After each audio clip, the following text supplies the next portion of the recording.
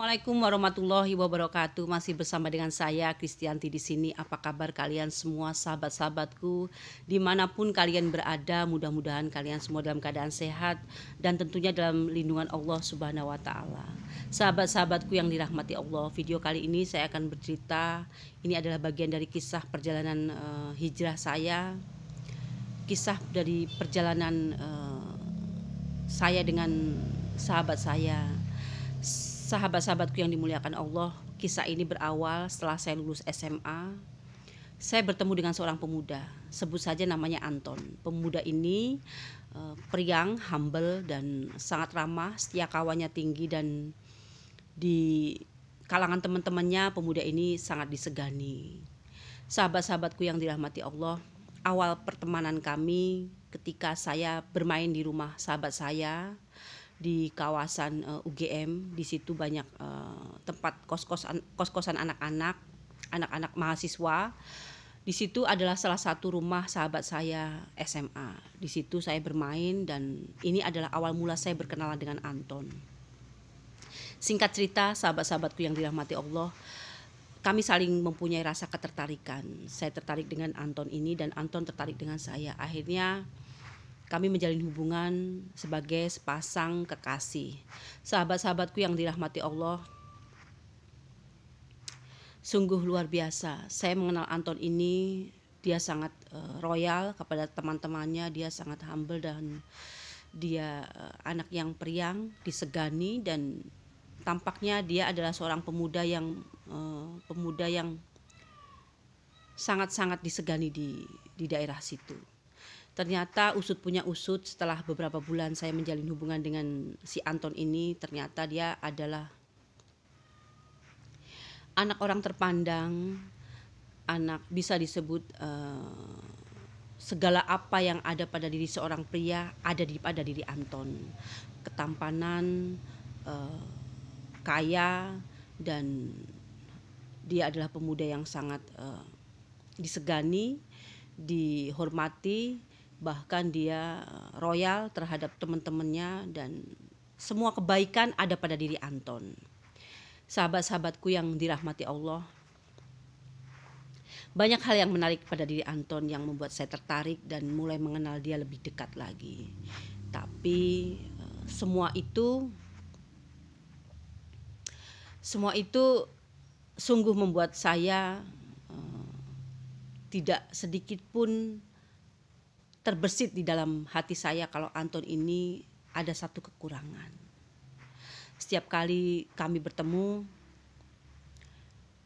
Anton ini menunjukkan sikap yang sangat baik dan sangat sopan terhadap saya maupun kepada teman-temannya.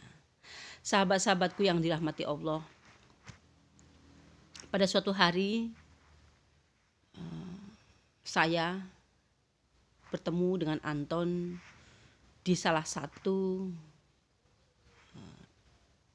rumah teman saya, dan dia tidak menyangka kalau saya akan datang ke rumah teman saya, dan saya pun tidak akan menyangka kalau saya akan bertemu dengan Anton ini di rumah teman saya yang lain.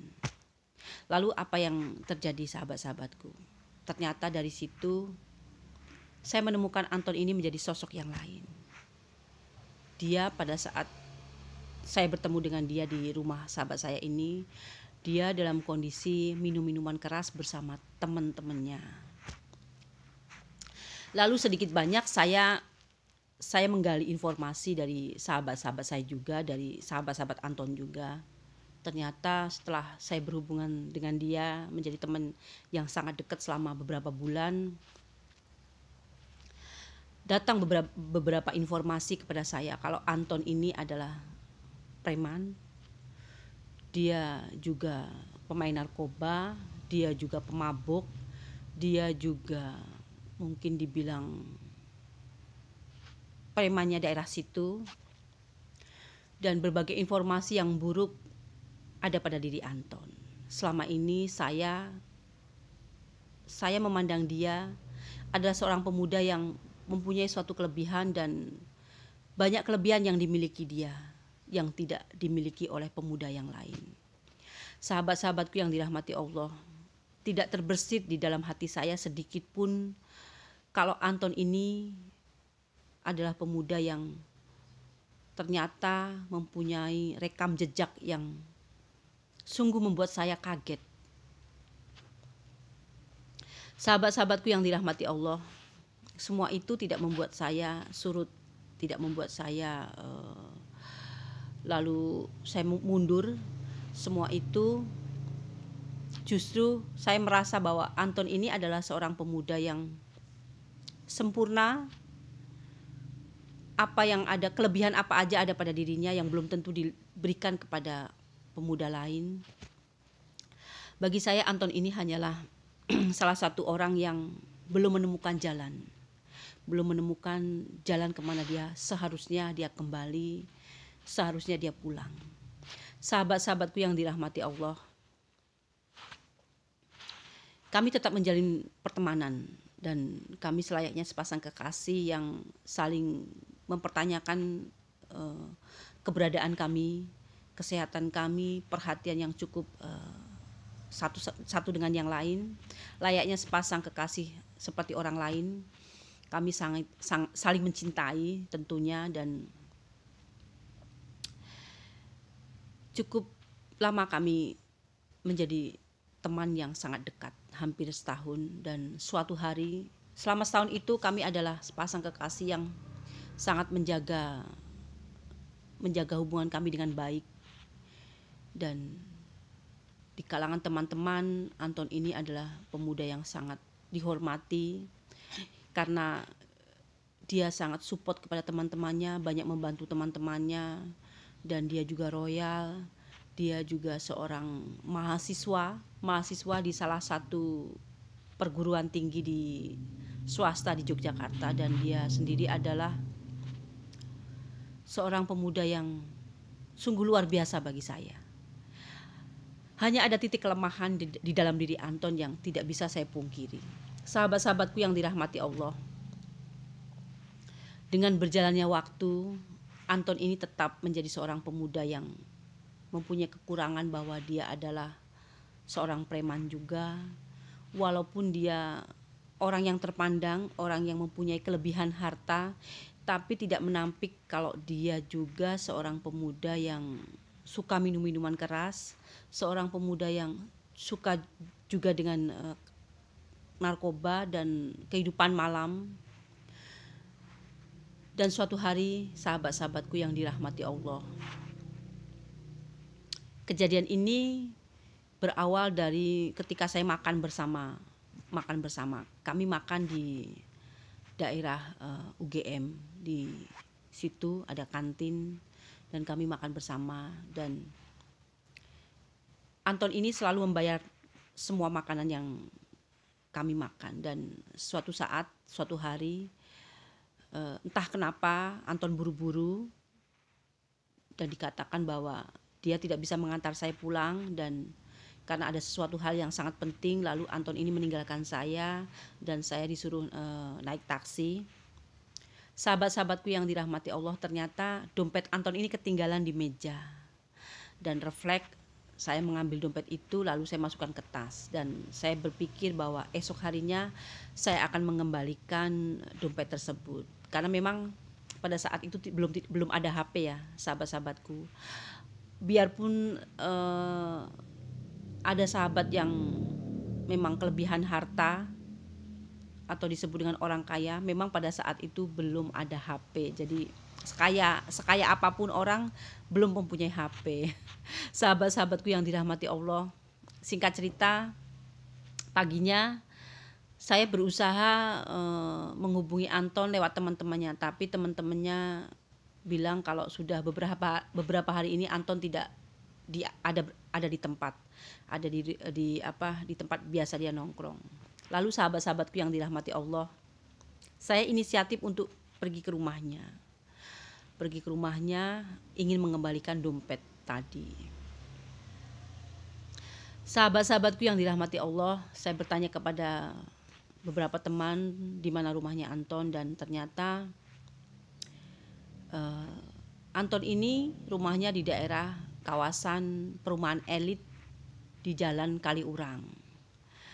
Saya lupa namanya perumahan apa, cuma di situ adalah perumahan yang sangat sangat besar-besar, perumahan orang-orang elit, dan saya rasa saya baru kali itu saya bertandang ke perumahan yang tadi saya sebutkan. Singkat cerita teman-teman, sore hari saya pergi ke rumah Anton.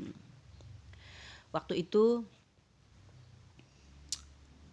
sore hari saya datang ke rumah Anton dan saya mencari tahu ada beberapa rumah besar-besar, dan saya mencari tahu rumah Anton di mana. Dan singkat cerita ada seorang ibu-ibu yang menunjukkan bahwa rumah Anton ada di blok B di sudut dekat sebuah masjid.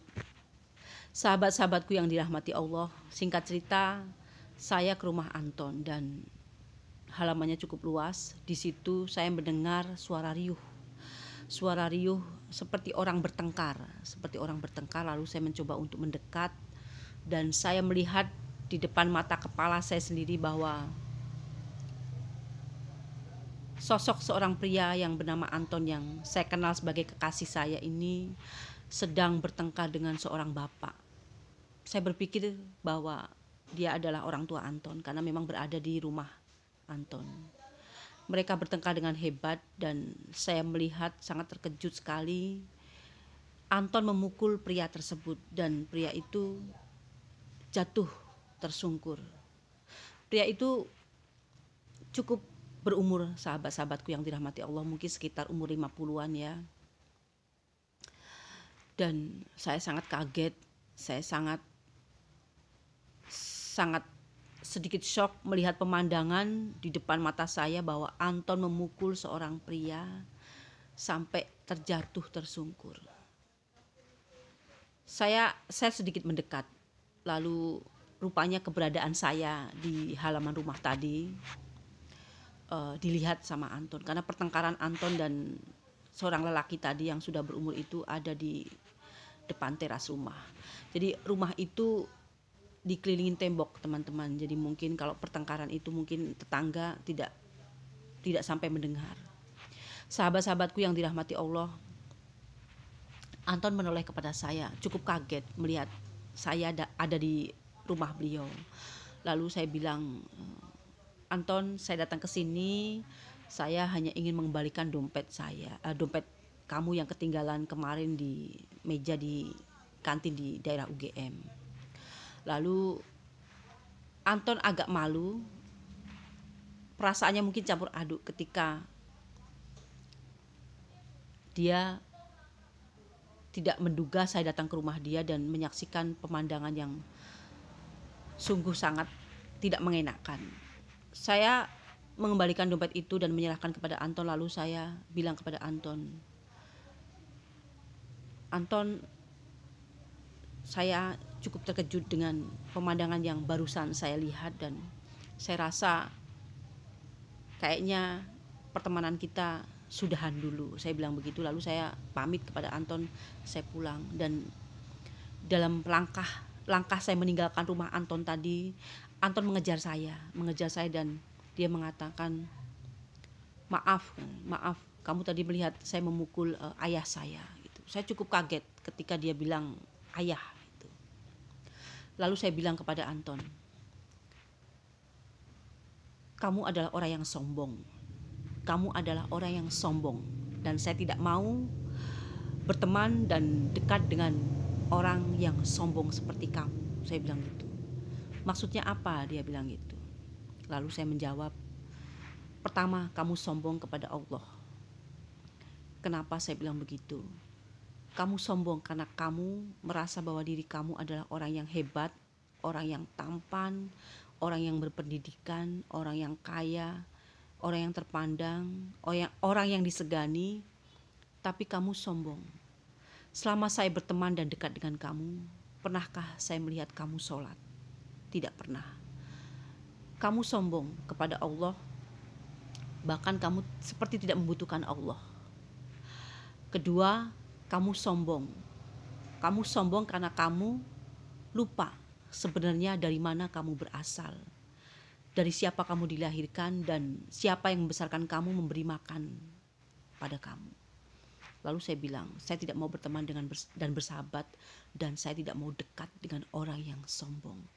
Lalu saya bilang kepada Anton seperti itu, dan saya melangkah untuk keluar dari halaman rumah tadi. Anton diam dan dia tidak menggubris kata-kata saya, dan dia sepertinya sudah tidak mempedulikan saya, dan saya pun sudah tidak mempedulikan dia. Saya hari itu berjanji bahwa saya tidak ingin bertemu dengan dia lagi. Saya sudah tidak care dengan dia lagi. Saya sudah tidak intinya saya tidak ingin berteman dengan dia lagi. Sahabat-sahabatku yang dirahmati Allah, kejadian ini adalah kejadian yang sungguh membuat saya kecewa.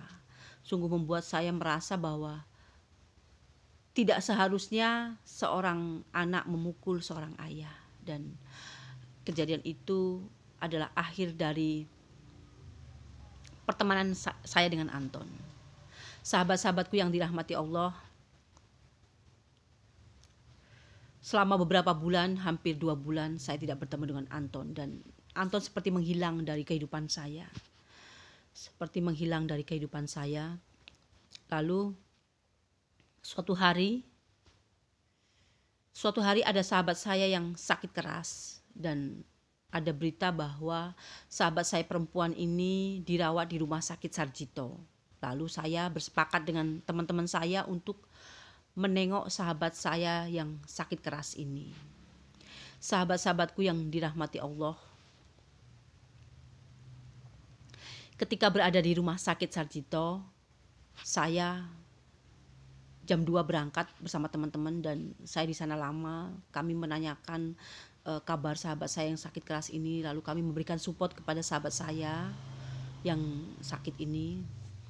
Dan ketika azan berkumandang, datang waktunya sholat asar, saya pamit kepada teman-teman kalau saya mau sholat dulu di musola di rumah sakit Sarjito. Lalu saya ke musola, saya lepas kaos kaki saya dan sepatu saya ambil wudhu, kemudian saya mendirikan sholat di musola. Dalam sholat 4 rakaat itu, ketika 2 rakaat itu terdengar sayup-sayup seseorang menangis, sangat lirih sekali. Di musola itu hanya ada 2 orang laki-laki di depan saya, dan saya seorang di belakang. Lalu ketika saya sedang kusuk sholat, tentu suara itu mau tidak mau mengganggu konsentrasi kekusukan saya sholat. Di depan saya itu ada seorang pemuda yang memakai peci. Dia agak terdengar suaranya dari belakang lirih. Dia menangis sangat lirih sekali. Dan saya pun berusaha untuk kusuk lagi sholat. Dan sahabat-sahabatku yang dirahmati Allah, selesai saya sholat, saya berdoa, lalu saya ngelempit mekena tadi, kemudian saya ngelempit sarjadah, kemudian pemuda yang di depan saya tadi suaranya masih lirih, terdengar dia memohon ampun kepada Allah dan dia meminta maaf kepada Allah, dan lirih suaranya, agak seperti dia seperti menangis tapi lirih sekali. Lalu sahabat-sahabatku yang dirahmati Allah, dengan spontannya saya mengambil tisu yang saya bawa, satu bengket tisu yang harganya 1.000. Kalau sekarang 1.000, kalau dulu mungkin sekitar 25 perak ya.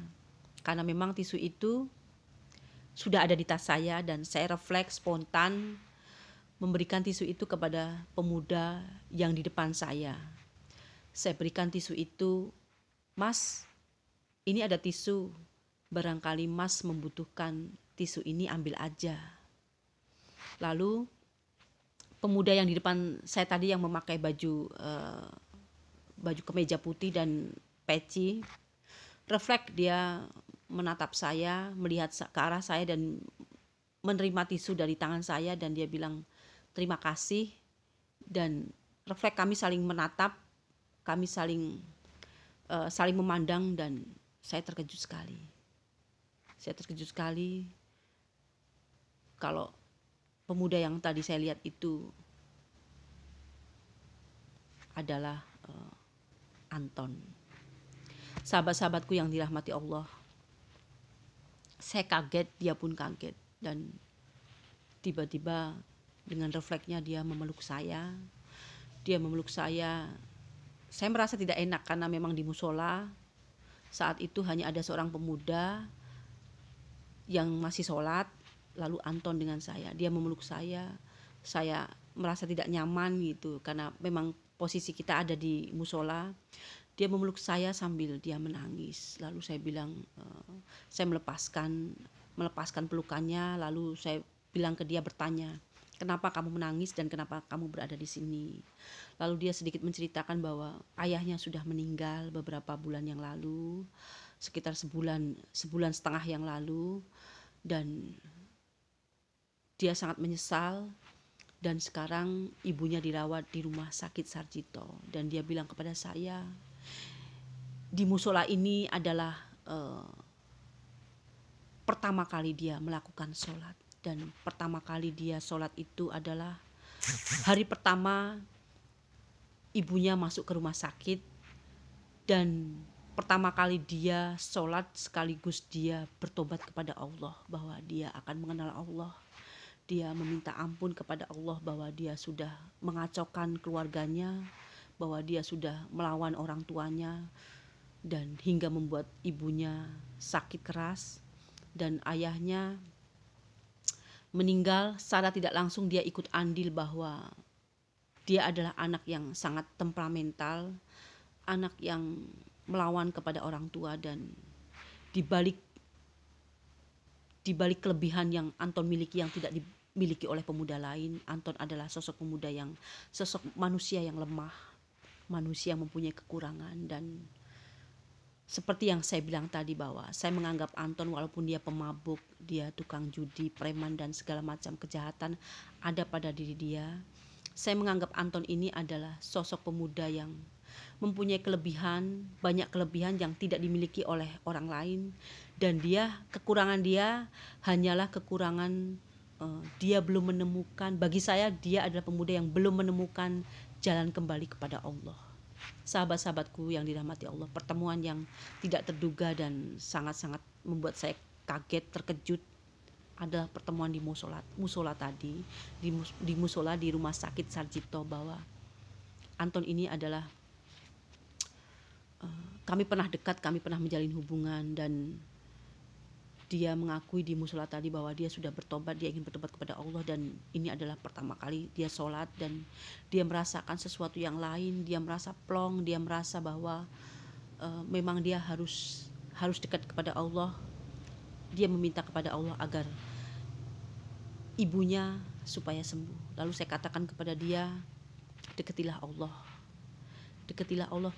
merengeklah kepada Allah, mengemislah kepada Allah, karena hanya Allah yang dapat menyembuhkan ibu kamu. Sahabat-sahabatku yang dirahmati Allah, ini kisah yang sangat mengharu biru buat saya, dan kisah ini adalah kisah seorang pemuda, seorang kekasih yang pada akhirnya bertobat. Sahabat-sahabatku yang dirahmati Allah, mudah-mudahan kisah saya ini dengan Anton ini membawa hikmah tersendiri buat kalian semua, dan bisa diambil hikmahnya, diambil ilmunya. Mudah-mudahan kita menjadi hamba-hamba Allah yang selalu ingin dekat kepada Allah, selalu ingin berbuat kebaikan kepada Allah, hingga kebaikan itu menularkan kepada keluarga kita. Amin ya rabbal alamin. Assalamualaikum warahmatullahi wabarakatuh.